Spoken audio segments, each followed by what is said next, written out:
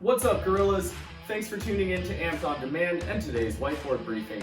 The warm-up is 3 rounds of 5 up-downs, 10 PVC pass-throughs, a 15-second side plank, that's 15 seconds on each side, and 20 seconds of a handstand hold. For the up-down, you'll put your hands on the ground, you'll jump yourself out to high plank, you'll jump your feet back forward, and then you'll stand up.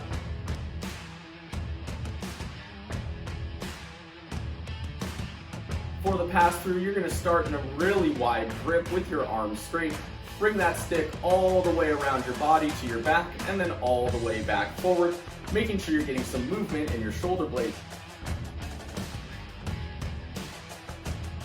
When doing a side plank, you can support yourself with your hand or your elbow. You just want to be in a straight line from ankle to hip to shoulder and supporting yourself with your underfoot.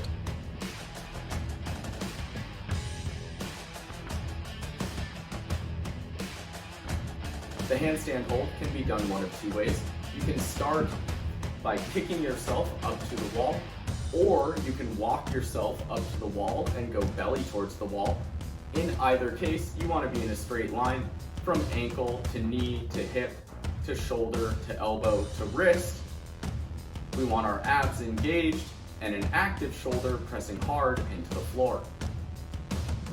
We can scale the handstand hold in 2 ways. We can put our feet on a box, or we can keep our feet on the ground.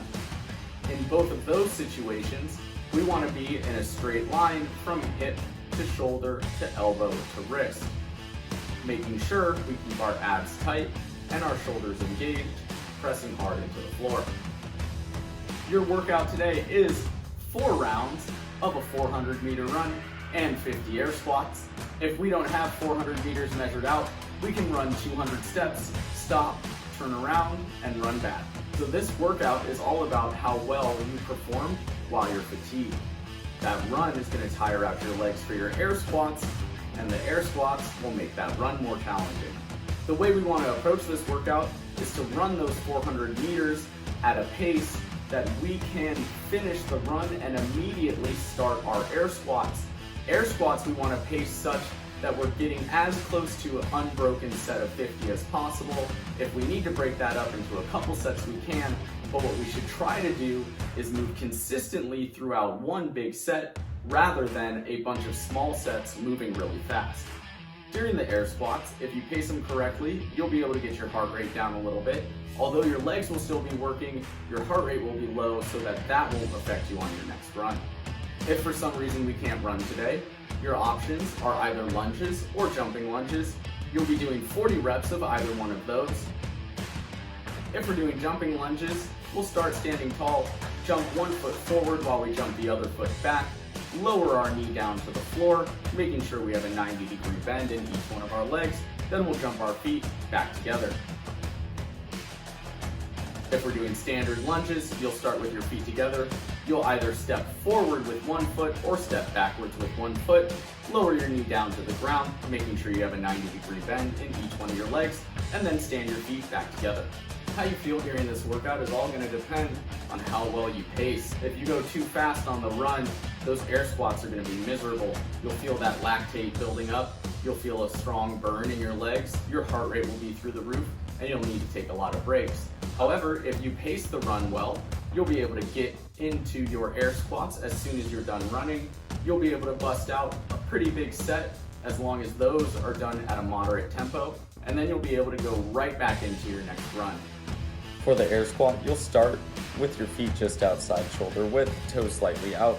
You'll push your hips back, then drop straight down, making sure your knees are tracking your shoelaces and you maintain a curve in your lumbar spine.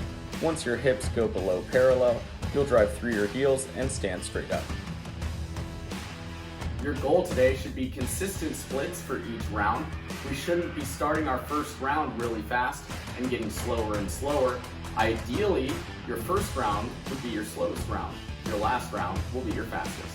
Today's cooldown is Tabata double unders, so you'll do 8 rounds of 20 seconds of work, 10 seconds of rest of double unders. We can scale that to single unders as well. Both double and single unders are initiated with your wrists, not your arms. So we want to make sure we're flicking the wrists to get the rope moving around us, not getting a big rotation with our shoulder. I want you guys to think about it more like a bounce on your toes, kissing your heels to the floor, rather than jumping using a big bend in your knees.